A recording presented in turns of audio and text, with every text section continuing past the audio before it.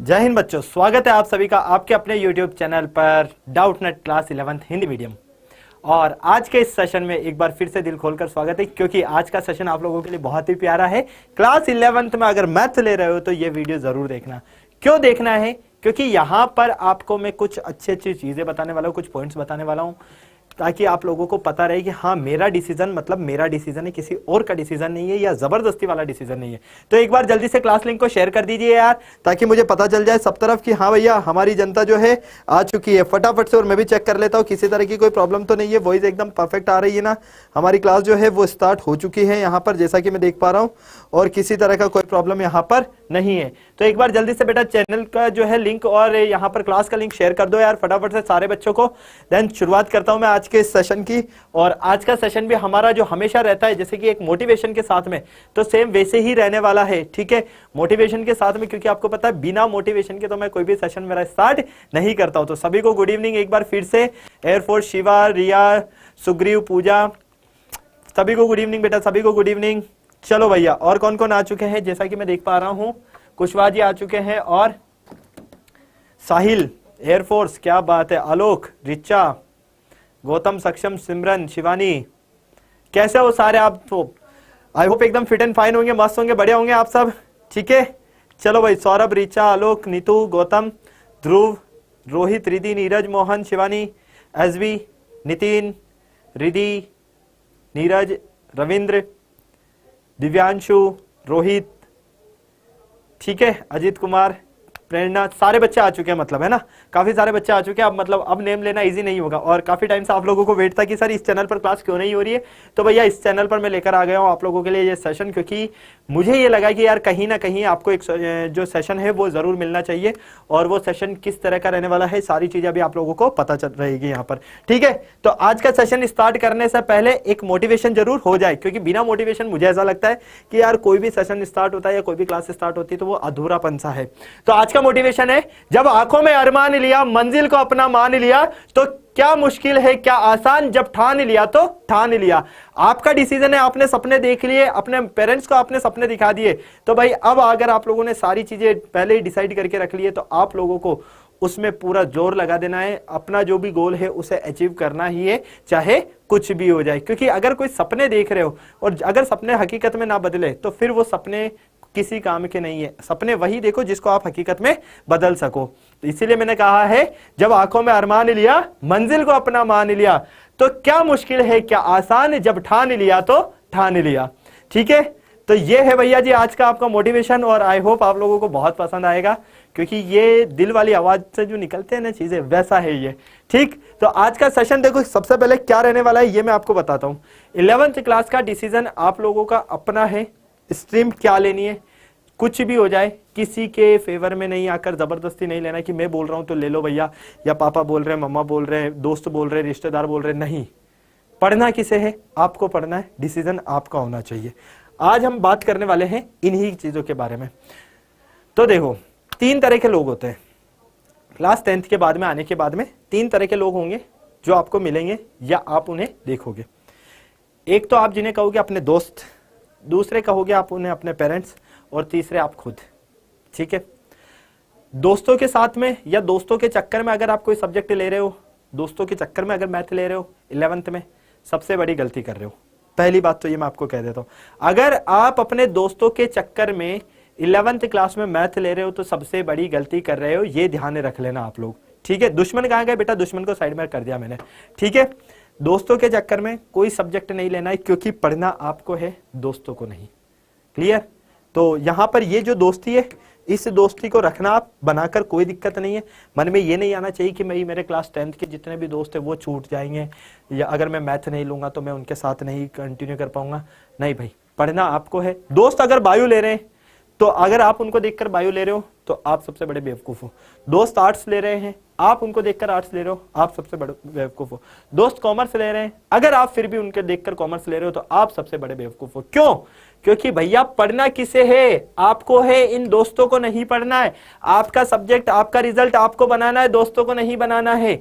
इसीलिए फर्स्ट चीज तो आपके दिमाग में ये रहनी चाहिए कि मेरा जो सब्जेक्ट चूज है वो मैं खुद करूंगा, मेरा कोई दोस्त नहीं करेगा, या मैं किसी को देख कर नहीं करूंगा। जब तक मैं सेल्फ खुद चूज नहीं कर लेता हूं तब तक मैं उस सब्जेक्ट को डन नहीं करने वाला। फर्स्ट चीज, ठीक है, क्योंकि ये यारी दोस्ती सिर्फ यहीं तक रहती है बेटा। जब पढ़ने की बारी आती है, जब हमारे सिलेक्शन की बारी आती है, तो वहां यारी दोस्ती नहीं। आपका भी यही दोस्त, मैं आपको कह रहा हूं, अगर आप कोई भी एग्जाम दे रहे हो, आप लोगों ने अभी तक सिर्फ बोर्ड एग्जाम्स दिए हैं, अब आप कंपटीशन एग्जाम देने वाली लाइन में जा रहे हो, ठीक है ना। कंपटीशन और एग्जाम में दोनों में डिफरेंस आपको पहले भी बताया गया है। कंपटीशन और एग्जाम में अगर मैं डिफरेंस की बात करूं, एग्जाम जो है, एग्जाम में हर बच्चा पास होता है, लेकिन कंपटीशन में वही पास होता है जितनी उसमें सीटें होती हैं। अगर किसी कॉम्पिटिटिव एग्जाम में 100 सीटें हैं तो 100 ही पास किए जाएंगे, चाहे एग्जाम 1000 दे ले। लेकिन आपका जो बोर्ड एग्जाम है उसमें 1000 बच्चे दे रहे हैं तो 1000 के 1000 पास हो सकते हैं। सबसे बड़ा डिसीजन और सबसे बड़ा हम कह सकते हैं डिफरेंस, ये आपको पता होना चाहिए। ये दोनों चीजें जब तक आप लोगों को नहीं पता है तब तक फिर आप लोग गलती कर रहे हो, ठीक है। इसीलिए ध्यान में रखना, जब कोई भी कंपटीशन एग्जाम दोगे और उसमें 100 सीटें रहेगी तो आपका जो दोस्त है जिसके चक्कर में आज आप सब्जेक्ट ले रहे हो, उसको देखकर वो भी आपका एक कॉम्पिटिटर बनकर खड़ा होगा यहां पर। इसीलिए कह रहा हूं, अपना डिसीजन सेल्फ होना चाहिए, पड़ोसी अड़ोसी का नहीं, रिश्तेदार चाचा ताऊ का नहीं होना चाहिए, मम्मी पापा का नहीं होना चाहिए। मम्मी पापा मैं मानता हूं सही एडवाइस देते हैं क्योंकि उनका एक्सपीरियंस बोलता है, कहीं ना कहीं वो देखते हैं चीजें, लेकिन पढ़ना आपको है, फर्स्ट प्रायोरिटी आपकी खुद की होनी चाहिए, ये ध्यान रख लेना, ठीक। अब बात करते हैं हम दूसरे कैटेगरी की, जिसमें आते हैं आपके पेरेंट्स। आपके पेरेंट्स कह रहे हैं कि बेटा आर्ट्स ले ले, आपके पेरेंट्स कह रहे हैं बेटा कॉमर्स ले ले, आपका मन है साइंस लेने का, ठीक। तो जो मन आपका कर रहा है वो आपको लेना है। आप पेरेंट्स को बताओ, आपके फादर हैं तो आप फादर को बताओ, आपके मदर अगर समझते हैं, मदर का डिसीजन है तो मदर को समझाओ, ठीक है, जबरदस्ती नहीं। ये कौन है? ये आप हो, मैं मानता हूं ये आपको हाथ पकड़कर सही रास्ते पर ले जाएंगे, लेकिन आप इन्हें ये बताओ कि अगर पापा मैं मैथ ले रहा हूं तो मैं इसलिए ले रहा हूं क्योंकि मेरे सपने ये है, मुझे ये करना है। मैं आर्ट्स ले लूंगा या मैं कॉमर्स ले लूंगा या मैं वो स्ट्रीम ले लूंगा जो आप बता रहे हो, लेकिन जिसमें मेरा इंटरेस्ट नहीं है तो मैं उसमें मन लगाकर नहीं पढ़ पाऊंगा। चाहे मैं आपकी खुशी के लिए ले लूंगा, मुझे कोई दिक्कत नहीं है, लेकिन बेटा एक बात बताओ, उनकी 2 साल की उनको खुशी देने के चक्कर में आप अपना अगर फ्यूचर बर्बाद कर रहे हो तो फिर गलती है या नहीं है, मुझे इतना सा बताना बस। इसमें गलती है या नहीं है? अगर आप किसी को खुश करने के लिए किसी लड़की के चक्कर में, ये ध्यान रखना, किसी लड़की को इंप्रेस करने के चक्कर में अगर आप उसकी स्ट्रीम ले रहे हो तो भी गलती सबसे बड़ी आप कर रहे हो, क्योंकि बेटा खुशी 2 साल की होगी, वो ज्यादा से ज्यादा 11वीं और 12वीं। उसके बाद जब करियर की बात आएगी, जब करियर की बात आएगी, इधर देखोगे कोई नहीं मिलेगा। मुझे भी कहा गया था कि ये कर ले, मेरे पेरेंट्स ने ही बोला, लेकिन मैंने मेरे पापा को साफ बोला क्या कि मुझे ये चीज नहीं करनी है, मुझे ये करनी है। मेरे फादर वेल एजुकेटेड है, ठीक है, मैं मानता हूँ कि फादर, किसी के भी माँ बाप कभी भी बच्चों को गलत शिक्षा नहीं देते। पिताजी बोले कि बेटा ये कर ले, मैंने कहा पापा मेरे को ये करना है, ठीक है, क्यों? क्योंकि मेरा इंटरेस्ट जिसमें मैं वही करूंगा, पढ़ना मुझे है। और मैं ऐसा मानता हूं कि हाँ मेरा डिसीजन सही था, मैं कोई गलत डिसीजन नहीं मानता। अगर मैं सक्सेस नहीं होता ना तो मैं अपने आप को ये सोचता कि यार काश मैंने ये सुन लिया होता या मैंने उनकी बात मान ली होती। मेरे को रिग्रेट फील नहीं हो रहा है, क्यों? क्योंकि डिसीजन मेरा था और मैं जिस लाइन में आया हूं मैं एकदम सही लाइन में आया हूं, वही मेरा एम था, ठीक है ना, क्लियर। तो ये ध्यान रखना आप लोग, अपने पेरेंट्स की सुनना, लेकिन जबरदस्ती की खुशी मत देना बस, है ना, क्योंकि पढ़ना आपको है। क्या करना है बेटा? पढ़ना आपको है और किसी को नहीं पढ़ना है, इसीलिए ये चीज आपको ध्यान में रखनी है, ठीक है, क्लियर। अभी सारे क्वेश्चंस के मैं आंसर देने वाला हूं जो भी आपके क्वेश्चंस रहने वाले। थर्ड पॉइंट लेकर आया हूं मैं आप लोगों के लिए, सेल्फ डिसीजन, है ना, सेल्फ डिसीजन, खुद का डिसीजन। मैं ये नहीं कह रहा हूं कि मैथ लो, मर्जी पड़े जो सब्जेक्ट लो, लेकिन जिसमें इंटरेस्ट हो वो जरूर करना। कहने सुनने से आपका कुछ नहीं जा रहा है, कोई कह रहा है, कोई ज्ञान दे रहा है, सुन लो, करो वो जो मन करे। पढ़ना किसको है? आपको है। उनको पढ़ना है? नहीं पढ़ना है, ठीक है ना, समझ में आता है वो करो, क्योंकि अब आप मैच्योर होने वाली लाइन में जा रहे हो।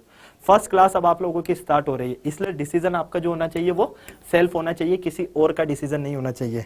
सेकंड बात, एक चीज और मैं बता देता हूं, मैथ लेने वालों, आप लोगों के दिमाग में अगर ये आता है किसी के कि 90+ मार्क्स आते हैं तभी मैथ्स लेनी चाहिए, या 75 प्लस मार्क्स आते हैं तभी लेनी चाहिए, या 60 प्लस वाले भी मैथ ले सकते हैं क्या? तो भाई एक चीज मैं कह देता हूं, 10th तक का जो स्कोर है, क्लास 10th तक का जो स्कोर है, ठीक है, वो आपने जो करना था वो कर लिया।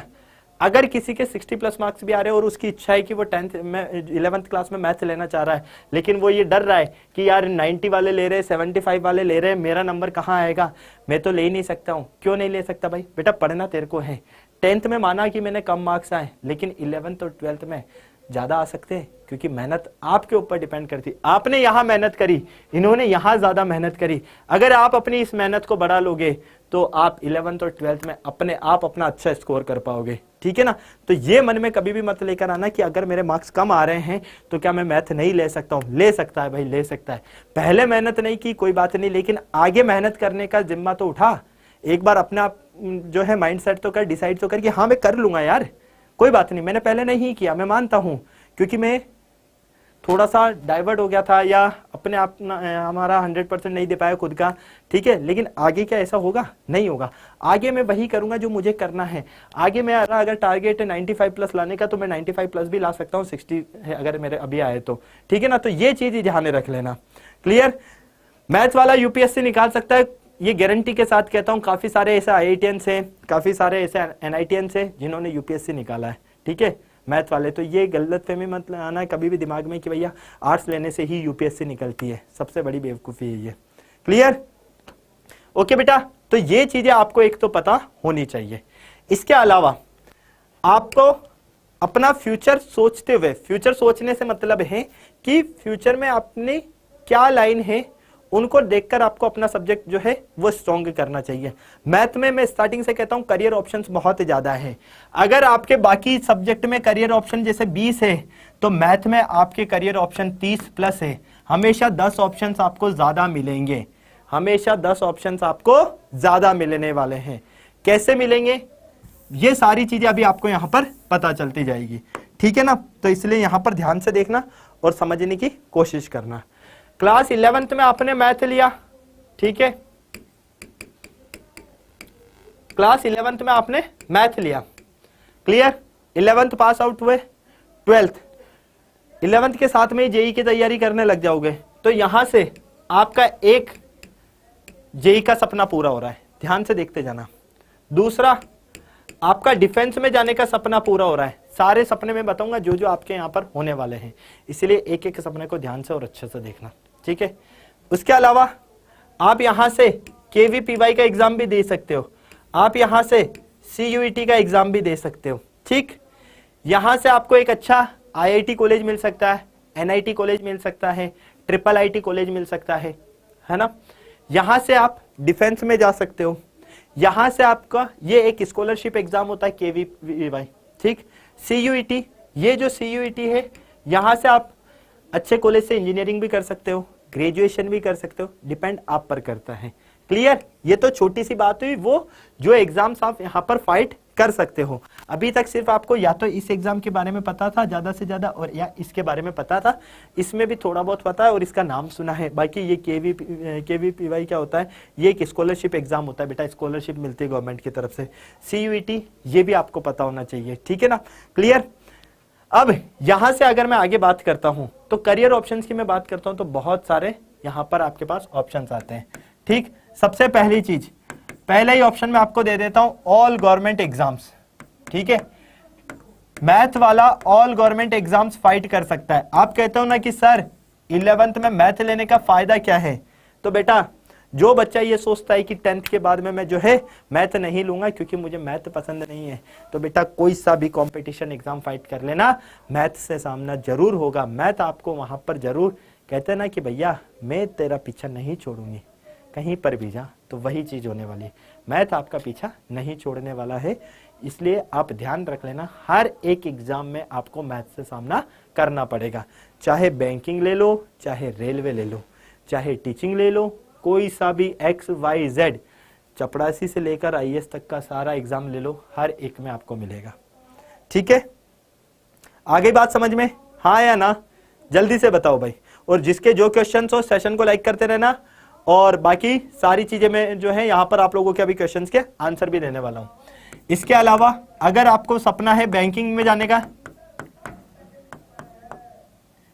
अगर आपका बैंकिंग सेक्टर में जाने का सपना है तो भी आप यहां से पूरा कर सकते हो। ठीक, अगर आपका सपना है डिफेंस में जाने का तो वो भी आप यहां से पूरा कर सकते हो। क्लियर। इसके अलावा आप यहां से IITian बन के निकलोगे, आप यहां से NITian बन के निकलोगे, आप यहां से IIITian बन के निकलोगे। क्लियर। मतलब यहां से आप जब कॉलेज से निकलोगे तो ये आपकी जॉब हाथ में लेकर तैयार खड़े होंगे मार्केट में, लो भैया हमारे साथ आ जाओ। क्यों? क्योंकि यहां पर बड़ी से बड़ी सेमी गवर्नमेंट कंपनी जो है, आपने नाम सुना होगा IOCL, ठीक है, फ्यूल कंपनीज जो है HP, जिसने नहीं सुना है वो सुन लेना, है ना, वरना कहोगे कि ये क्या है, ये तो मैंने आज दिन तक के नहीं सुने हैं, है ना, इसलिए फिर मत कहना, आज बता रहा हूं। ठीक है, ONGC, कोयल इंडिया, ये जो सेमी गवर्नमेंट कंपनियां हैं ये आपके लिए खड़ी रहेगी। ठीक है, ऑलरेडी कि भैया तुम आ जाओ, ना कोई एग्जाम देना है ना कुछ करना है, सीधे ज्वाइनिंग, आ जाओ भाई, ये आपका ऑफर लेटर है, ये आपका पैकेज है, हमारे साथ में ज्वाइन करो। समझे? ना कोई एग्जाम देना है ना कोई इंटरव्यू, सिर्फ इंटरव्यू कहां पर होगा आपका? सीधा यहीं पर, प्लेसमेंट के टाइम पर, है ना। क्लियर? आई बात समझ में या नहीं आई?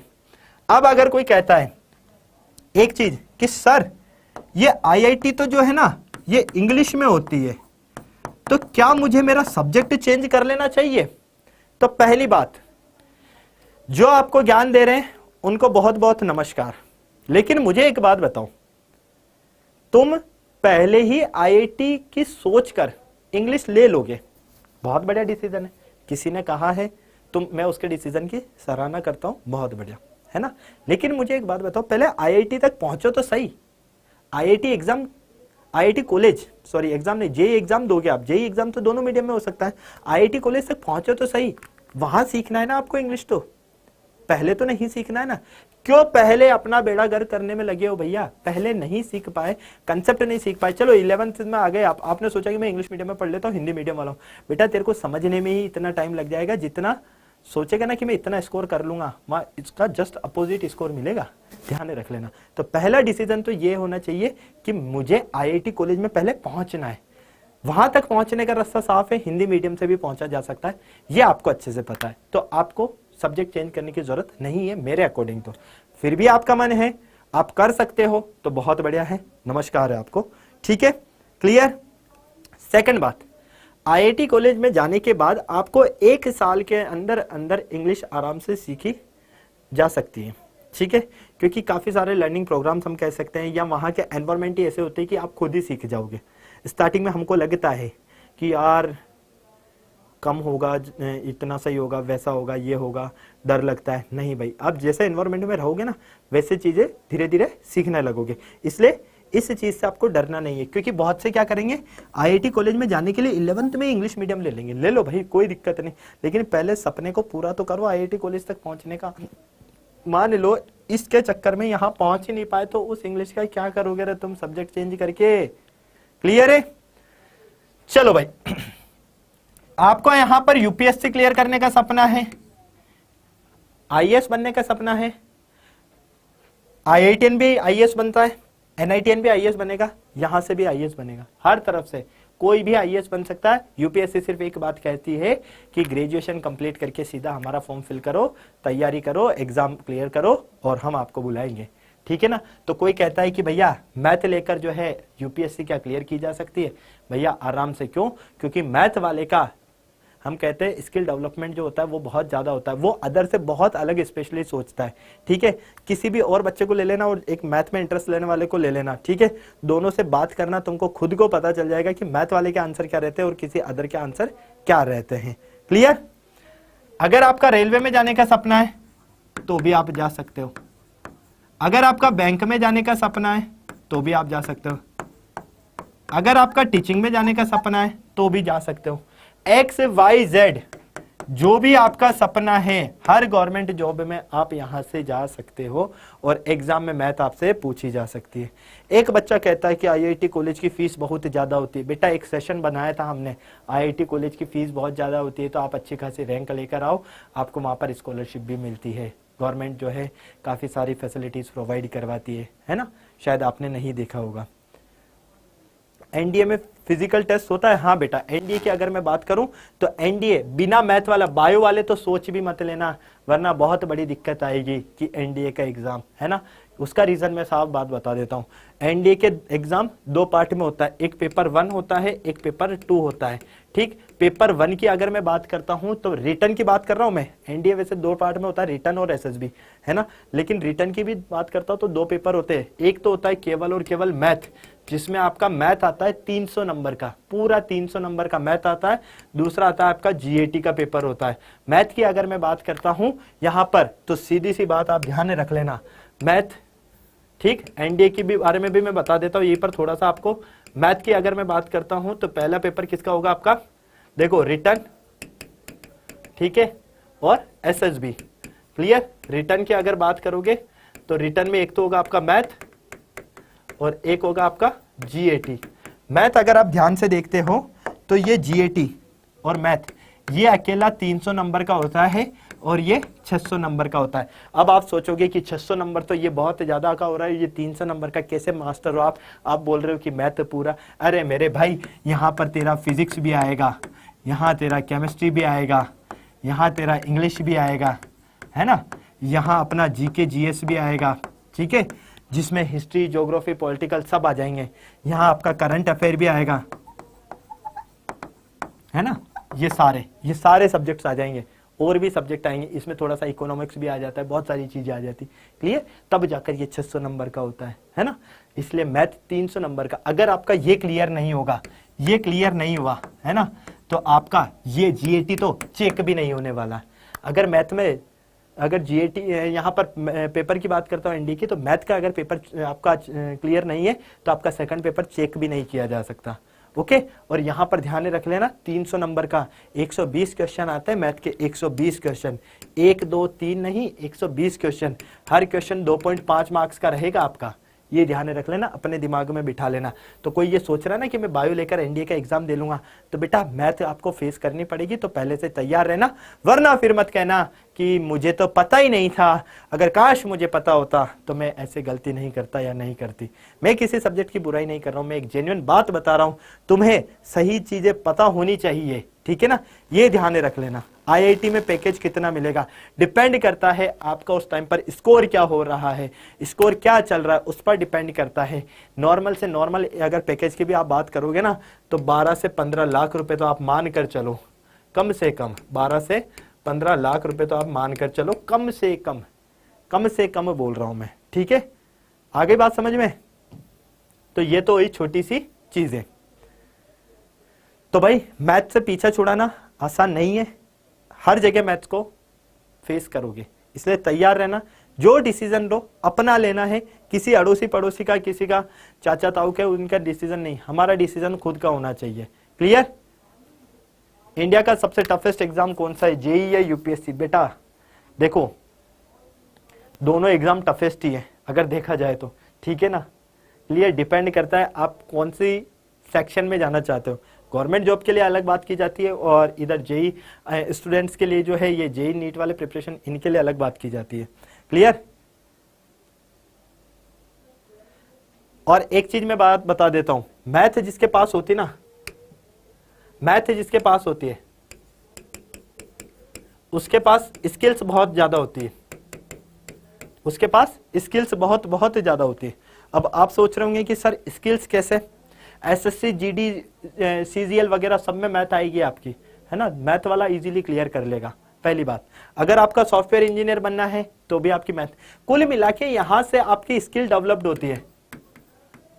क्या होती है? स्किल डेवलप होती है ना। आपका सोचने का अलग नजरिया होता है, किसी चीज को देखने का नजरिया अलग होता है। ऐसे नहीं वो कि आपने देखा होगा ना कि महाभारत की सभा चल रही थी, एक मछली जो है वो घूम रही थी, सबसे पूछा, कौरवों से पूछा कि भैया दुर्योधन तुम्हें क्या नजर आ रहा है? दुर्योधन कहता है मेरे को तो मछली नजर आ रही है, पानी नजर आ रहा है, चक्रा नजर आ रहा है, और सब बैठे हैं, एक कमरा है, ये है फलाना ढिमका। दुर्योधन से पूछा, दुर्योधन तुमको क्या नजर आ रहा है? दुर्योधन कहता है कि मछली भी नजर आ रही है, पास में ये भी है, वो भी है, ये भी है। अर्जुन से पूछा, भाई तुमको क्या नजर आ रहा है? अर्जुन ने कहा मुझे तो मछली की आंख नजर आ रही है। मतलब जो आपका टारगेट होता है सिर्फ आपको वो नजर आता है यहाँ पर, और कुछ नहीं।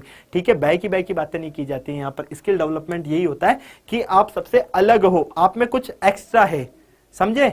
आप में कुछ एक्स्ट्रा है। ऐसा नहीं है कि सब में सब जितने भी एक क्लास में 10 बच्चे बैठे हैं या 100 बच्चे बैठे हैं तो सबका एक ही नजरिया, आपका नजरिया वहां डिफरेंट होने वाला है, ये ध्यान रख लेना।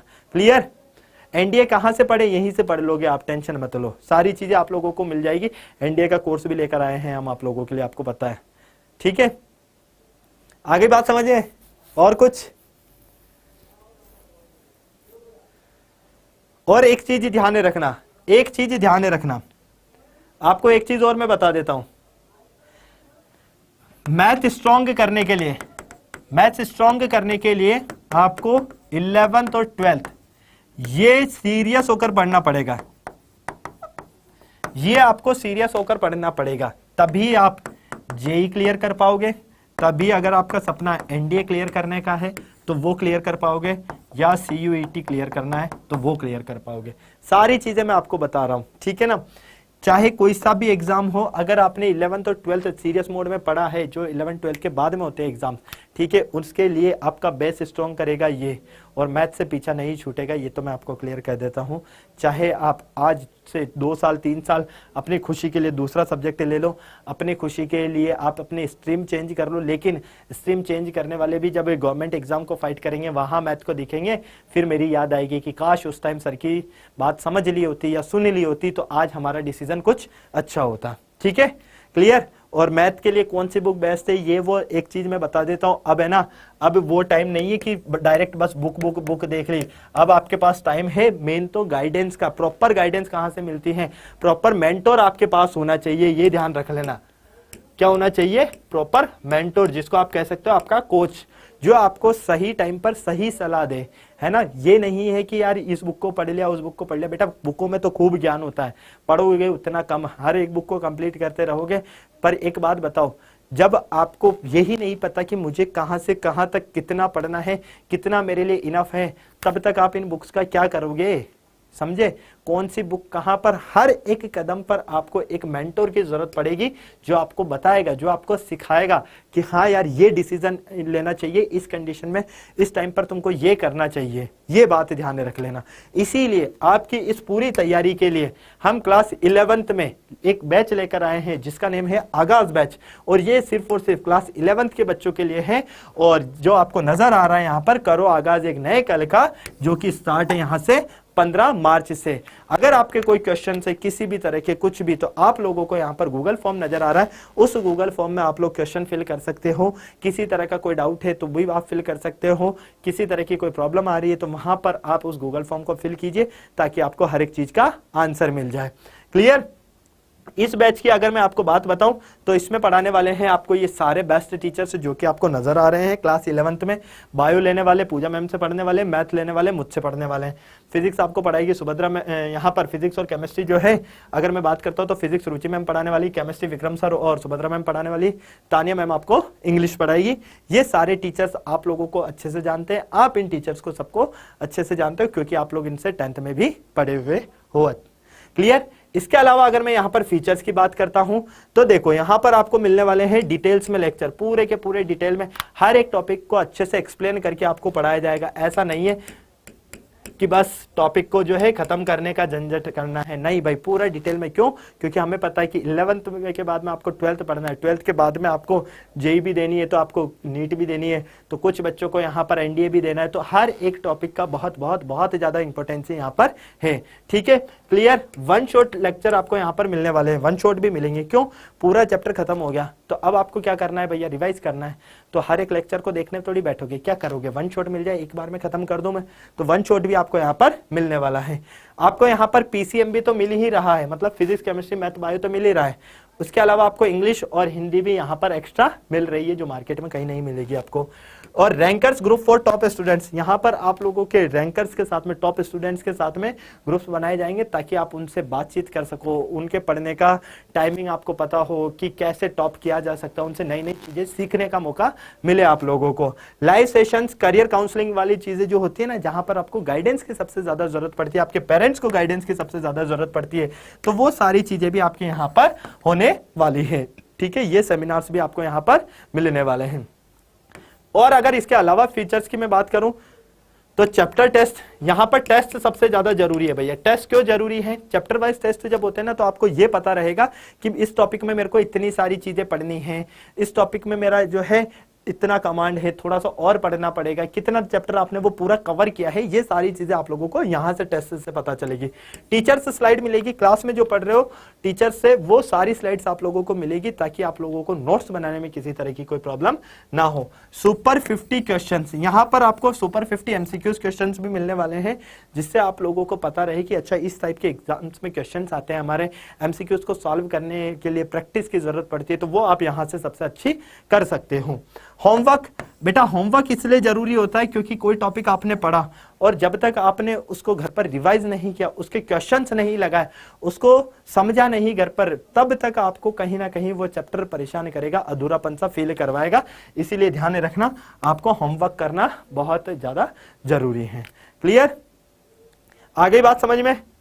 इसके अलावा इस पूरे कोर्स से रिलेटेड किसी भी तरह की कोई जानकारी चाहिए तो आपको एक गूगल फॉर्म नजर आ रहा है, आप लोगों को क्या करना है, या तो उस गूगल फॉर्म को जो है फिल कर देना है, इस गूगल फॉर्म को क्या करोगे, फिल करोगे, ठीक, या फिर 012471585250 ये आपको नंबर आ रहा होगा, 012471585250, इस नंबर पर कॉल करके भी आप लोग सारी इंफॉर्मेशन यहां से ले सकते हो। इसलिए इस गूगल फॉर्म को फिल करना बिल्कुल भी नहीं भूलना है, क्योंकि बहुत सी बार ये होता है कि नंबर पर हम कॉल करते हैं, या तो हमारा नेटवर्क वीक होता है या कोई प्रॉब्लम हो जाती है, तो शायद कॉल लगने में प्रॉब्लम आ जाती है, रिसीव नहीं हुआ टाइम पर, तो क्या होगा। इसीलिए सबसे अच्छा है, मैं तो ये कहूंगा कि इस गूगल फॉर्म को फिल करना, क्योंकि आपको यहाँ पर सारी इंफॉर्मेशन मिल जाएगी। ठीक है, और कुछ? हाँ, अगर आपको लगता है, आप कहते हो कि सर जेई की तैयारी क्या अभी से करनी चाहिए, तो मैं कहूंगा कि हाँ अभी से करनी चाहिए। एनडीए की तैयारी क्या अभी से करनी चाहिए, तो हाँ मैं कहूंगा कि अभी से करनी चाहिए। क्यों? क्योंकि अभी आपके पास समय है, अभी आपके पास जो ये टाइम है ना, इसको सही यूटिलाइज करो। लास्ट में क्या होगा, 12th में आने के बाद आप सोचोगे कि यार मैं जेई की तैयारी कर रूं, मैं एनडीए की तैयारी करूं, तो आप सोचने में रह जाओगे, तब तक एग्जाम आ जाएगा और फिर सिलेक्शन नहीं होगा, तो फिर हमारे सपने अधूरे रह जाएंगे, और सपने अधूरे रहने का मतलब इंसान टूटेगा, श्योर है। क्लियर? इसीलिए ये तैयारी करने का मौका अभी है। इसी के लिए सबसे अच्छा, आपको अगर बेस स्ट्रॉन्ग करना है तो बेस स्ट्रॉन्ग करने के लिए आपको 11th एंड 12th आपको अच्छे से पढ़नी होगी। अगर आप 11th और 12th क्लास ध्यान से पढ़ रहे हो, कंसेप्ट के साथ आपकी सारी चीजें क्लियर हो रही है, कंसेप्ट अगर क्लियर हो रहे हैं, प्रैक्टिस आपकी बराबर हो रही है, तो आप, मैं गारंटी के साथ कह सकता हूं, बहुत ज्यादा हेल्प जो है फुल रहने वाले हो यहां पर जेई और एनडीए एग्जाम क्लियर करने के लिए। क्लियर? आगे बात समझ में? इसके अलावा कोई क्वेश्चन हो तो आप लोग मुझसे पूछ सकते हो, वो भी मैं आप लोगों को बता देता हूं। तो आप लोगों को पूरी सही सारी चीजें मैंने बता दी। डिसीजन आपका होना चाहिए, किसी अड़ोसी पड़ोसी का नहीं होना चाहिए, पढ़ना आपको है। करियर से रिलेटेड आपको सारी चीजें पता होनी चाहिए। आईआईटी में क्या होता है ये आपको पता होना चाहिए, आईआईटी कॉलेज कैसे होते हैं ये भी आपको पता होना चाहिए, एनडीए क्या होता है, एनडीए के बारे में सारी डिटेल्स आपको पता होना चाहिए, मैथ का कितना बड़ा रोल है ये सबसे पहले आपको पता होना चाहिए, क्योंकि बिना मैथ ये कुछ भी क्लियर नहीं होने वाले हैं।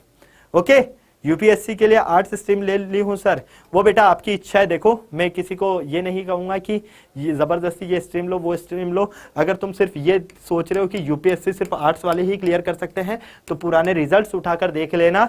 मैथ वाले और साइंस स्ट्रीम वाले, मैं तो यही कहूंगा आपसे कि साइंस स्ट्रीम वाले कितने ज्यादा स्टूडेंट्स ऐसे हैं जिन्होंने जो है यहाँ पर यूपीएससी क्लियर किया है। फीस कितना है, इससे रिलेटेड इंफॉर्मेशन चाहिए बेटा, ये गूगल फॉर्म है और ये नंबर है, यहां पर आपको सारी जानकारी मिल जाएगी।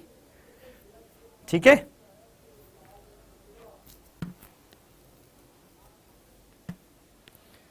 आगे बात समझ में?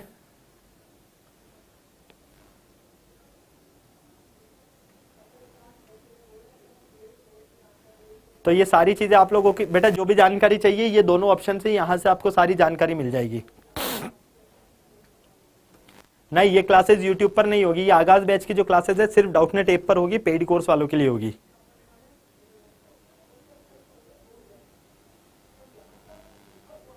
जेई का एग्जाम बेटा आप क्लास 12th में दे सकते हो, उसके लिए आपका 12th पास आउट होना जरूरी है। और अभी जो गवर्नमेंट ने कंडीशंस निकाली थी, एनटीए ने कहा, एनटीए कंडक्ट करवाता है इसको, और उन्होंने कहा भैया कि 75% 12th में आपके होने चाहिए। क्लियर? मैथ्स ले सकते हो बेटा आकाश, उसके लिए मैथ्स से इजीली जा सकते हो। कंप्यूटर सीएस आप ब्रांच ले सकते हो उसके लिए, लेकिन उसके लिए आपको 11th 12th पढ़ना पड़ेगा पहले। 11th क्लास 11th का सिलेबस कब खत्म होगा बेटा? स्टार्ट तो होने दे, टाइम पे खत्म हो जाएगा, एग्जाम से पहले खत्म होगा, पूरा अच्छे से तैयारी होगी। ठीक है, बेहुदा वाले क्वेश्चन से मत पूछा करो, ऐसे क्वेश्चंस पूछा करो जो सच में लगता है कि हाँ यार जेन्युइन प्रॉब्लम है, जिसका आंसर देने में मुझे भी मजा आए। ठीक है, क्लियर? और एक चीज मैं आपको बता देता हूं, तैयारी मन से की जाती है। ठीक है, मैटर ये नहीं करता लाइव है, रिकॉर्डेड है, या पहले का वीडियो है या अभी का वीडियो है। मैं इन चीज़ों में जो है बिलीव नहीं करता हूँ। मैं ये मानता हूँ कि यार तैयारी जिसको करनी होती है ना, सिर्फ उसका फोकस होता है पढ़ने के ऊपर, सिर्फ पढ़ना है। ठीक है, तो आपका फोकस होना चाहिए पढ़ने पर, सीखने पर, कि कितनी अच्छी ज़्यादा चीज़ें आप लोग सीख पा रहे हो। ओके, चलो भाई, तो ये आज का हमारा सेशन था जिसमें मैंने आप लोगों को कई सारी छोटी छोटी सी चीज़ें बताई, और मैं उम्मीद करता हूँ ये सारी चीज़ें आप लोगों को अच्छे से क्लियर हुई होगी, है ना। तो डिसीजन आपका अपना होना चाहिए, किसी और का नहीं होना चाहिए। इसीलिए मैं आपसे फिर से कहता हूं एक बार, जब आंखों में अरमान लिया मंजिल को अपना मान लिया, जब आंखों में अरमान लिया मंजिल को अपना मान लिया, तो क्या मुश्किल क्या आसान, जब ठान लिया तो ठान लिया। जो आपने ठाना है उस टारगेट को आप अचीव करो। उस गोल को अचीव करने के लिए जो भी सपने देख रहे हो, उन सपनों को पूरा करना है। चाहे वो सपने आपने किसी और को, अपने पेरेंट्स को दिखाए हैं, अपने रिश्तेदारों को दिखाए हैं, तो पूरा करके ही दम लेना है आपको। ओके, तो फिर मिलते हैं हम नेक्स्ट क्लास में। तब तक सारे बच्चे स्वस्थ रहें, मस्त रहें, तंदुरुस्त रहें। कमेंट बॉक्स में आप लोग जो है मुझे जरूर बताइएगा कैसा रहा आपका ये सेशन, कितना हेल्पफुल था। इसके अलावा किसी तरह की कोई प्रॉब्लम आती है, गूगल फॉर्म फिल कर सकते हो। फिर मिलते हैं बेटा हम नेक्स्ट सेशन में। तब तक सारे बच्चे स्वस्थ रहें, मस्त रहें, तंदुरुस्त रहें। शानदार जबरदस्त जिंदाबाद के साथ में जय हिंद और बाय बाय।